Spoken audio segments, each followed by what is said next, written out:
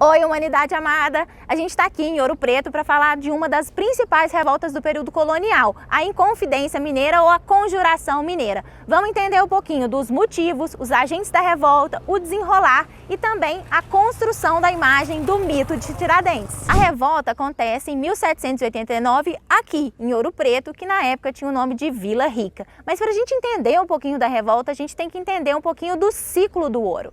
No século XVII, alguns bandeirantes paulistas fizeram várias expedições para o interior do Brasil e acabaram achando algumas regiões com a disponibilidade desses metais. Uma dessas regiões, aqui, as Minas Gerais. O ouro foi descoberto em Ouro Preto em 1698 pelo bandeirante Antônio Dias. Ao longo do século XVIII, a cidade foi sendo ocupada e a atividade econômica que predomina aqui é justamente a mineração. Haviam outras atividades, a cidade virou um centro comercial na colônia e também a agricultura foi desenvolvida. Mas era justamente a mineração que era a atividade central. E sendo o ouro, a coroa portuguesa desenvolve aqui um controle administrativo muito rigoroso. Com isso, a cidade vivia uma realidade de maior opressão colonial, maior cobrança de impostos e uma grande fiscalização da entrada e da saída da região das Minas. E é justamente isso um dos principais motivos da revolta, o rigor da política metropolitana. Desde o início da exploração aurífera aqui, os colonos estavam muito insatisfeitos com a alta cobrança de impostos e o autoritarismo da política colonial portuguesa. Mas isso vai ficar muito mais grave no final do século XVIII. Na década de 30 do século XVIII, o ouro estava bombando. No final do 18, a extração estava caindo, mas Portugal não estava nem aí. Portugal estava achando que não estava arrecadando a mesma quantidade de impostos por causa dos mineradores. Eles estavam contrabandeando, sonegando impostos, isso era um absurdo. E é justamente isso que vai causar a revolta, a insatisfação dos inconfidentes em relação ao autoritarismo português. Bom, a gente tem que entender um pouquinho de quem eram esses inconfidentes. No meio dessa galera toda, a gente tinha então uma diversidade. Tínhamos padres, alguns poetas, Cláudio Manuel da Costa, Tomás Antônio Gonzaga e também alguns militares estavam também na composição. Por exemplo, o José Rodrigues de Macedo e o Joaquim da Silva Xavier, o famoso Tiradentes. Eu falei Joaquim da Silva Xavier? Nossa Senhora, Joaquim José da Silva Xavier. O ponto em comum dessa galera toda era justamente o seguinte: eles eram homens brancos, da elite colonial e a grande parte deles proprietários. E também alguns deles exerciam cargos públicos da administração colonial. Justamente por pertencerem à elite colonial que essa galera então tinha uma grande formação intelectual. Vários deles estudaram em universidades da Europa. E nesse contexto entraram em contato com as ideias do iluminismo. O iluminismo tinha alguns princípios políticos que ele defendia. Por exemplo, a liberdade comercial e também a crítica a governos autoritários. Aqui na região das Minas, Portugal estabelecia um governo extremamente rigoroso que não concedia liberdade. Então, ao ler essas ideias, os iluministas falavam: opa, gostei desse negócio aí. No final do século XVIII, o ouro começou a dar sinais de esgotamento. Mas o governo português não acreditava nisso não. A arrecadação de impostos caiu muito, né, por causa da produção menor. Com isso, o governo vai tentar empreender algumas medidas aqui na região para arrecadar de fato o que ele tinha em mente. Foi enviado para cá um documento chamado Instruções. E nesse documento, o governador da capitania deveria fazer algumas coisas, e dentre elas estava a decretação da derrama. A derrama era uma determinação que envolvia o seguinte: caso a região não atingisse a meta de impostos, as propriedades da população de toda aqui a região poderia ser confiscada. Além da derrama, o documento também previa o privilégio de cargos da administração colonial para os portugueses.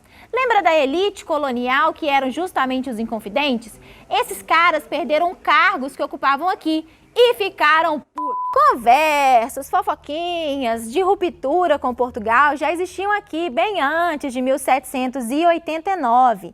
Mas essa ameaça de decretar a derrama e a perda dos cargos piorou toda a situação. Esses inconfidentes se reuniam e o plano era o seguinte: eles pensavam em tomar a Vila Rica no dia que a derrama fosse decretada. O povo ia estar indignado, né, gente? Cobrando os impostos a mais do que já haviam pago. E aí, com isso, eles conseguiriam tomar a cidade e outras localidades da capitania. Sim, essas outras localidades já estavam sabendo do projeto. Esse era o papel do Tiradentes, inclusive na revolta. O Tiradentes, como alferes, ele transitava pela região das Minas e tinha muito conhecimento da galera. Além disso, vários relatos falam que ele tinha o poder do convencimento. E ele, em vários lugares que ele foi, ele ia divulgando um pouquinho desses projetos. A ideia era formar uma república no modelo dos Estados Unidos, um estado federativo. A capital seria São João del Rei, as cidades teriam assembleias municipais definindo algumas questões específicas e eles não tiveram projeto nenhum de abolição da escravidão. Mas todo esse plano não passou da cabeça dos confidentes e do papel. Eles foram descobertos antes. Na noite do dia 18 de maio de 1789, foi visto aqui por Ouro Preto um encapuzado passando, avisando os inconfidentes que o Visconde Barbacena, governador da capitania, tinha descoberto todo o plano. A denúncia mais importante é do Joaquim Silvério. Ele contou tudo. Contou a senha, contou o combinado, contou os envolvidos, o planejamento, contou o quê? A cor da cueca do Tiradentes. Não sei, talvez ele saiba, não vamos saber. E aí começou o processo da devassa. A galera começou a ser presa, inclusive enviada para cá, para esse sobrado. O processo da devassa durou 3 anos. Eles foram interrogados e várias testemunhas também foram. No final, em 1792, a condenação foi total, pena máxima para todo mundo, enforcamento. Mas a Rainha Maria I já tinha mandado uma troca de pena.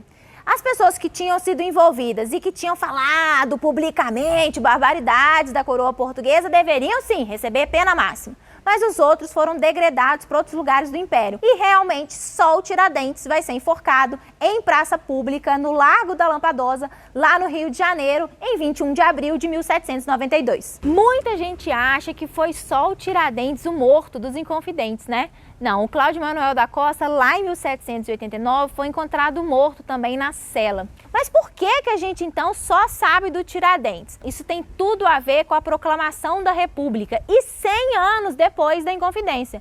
No ano de 1889, o Brasil torna-se uma república com um movimento que não foi popular. Foi uma articulação de militares e alguns civis que defendiam a instalação de um governo republicano. Eles eram contra a monarquia. Então, um novo governo sem participação popular precisava de heróis, precisava se construir no imaginário popular. E foi aí que o Tiradentes começou a ficar famosinho. Na verdade, ao longo do século XIX, a figura dele já tinha aparecido em alguns poemas e também em alguns clubes republicanos. A morte dele foi no Rio de Janeiro, em praça pública, enforcado. Então isso marcou a memória popular. E vários republicanos começaram a utilizar a imagem dele como uma imagem de um herói. Com a proclamação, essa imagem encaixou certinho com a demanda de construir um imaginário republicano. Esse governo novo não tinha legitimidade popular, ele precisava de um herói unificador desse novo sistema. A partir daí que o 21 de abril começa a ser comemorado, o Tiradentes inclusive ganha um rosto bem parecido com Jesus. Várias telas vão representá-lo dessa forma justamente para exaltar muito essa ideia do herói sofredor. Com isso, ele torna-se o principal herói, símbolo do republicanismo, e vários monumentos ao longo da história do século XIX e do XX vão ser construídos em sua homenagem. A própria Praça Tiradentes é fruto disso. Foi onde a cabeça dele ficou exposta e hoje é um dos maiores monumentos a essa imagem. Essa é a história da Inconfidência ou da Conjuração Mineira, uma das principais revoltas separatistas do período colonial. Se você gostou desse vídeo, eu te ajudei um pouco, curte aí, inscreve no canal e até o próximo vídeo.